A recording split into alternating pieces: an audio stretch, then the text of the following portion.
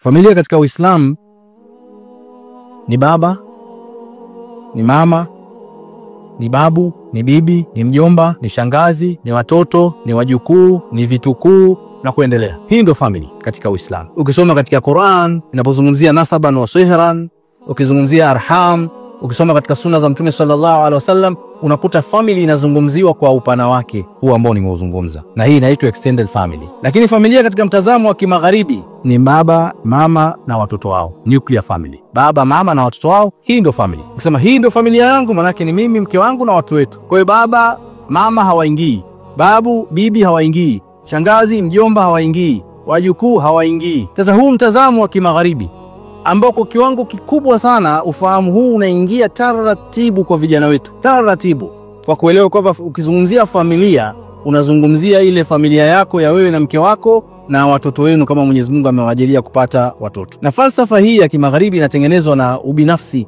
na masuala ya kiuchumi, lakini falsafa ya Kiislamu inatengenezwa na Qur'an na sunna za Mtume sallallahu alayhi wasallam.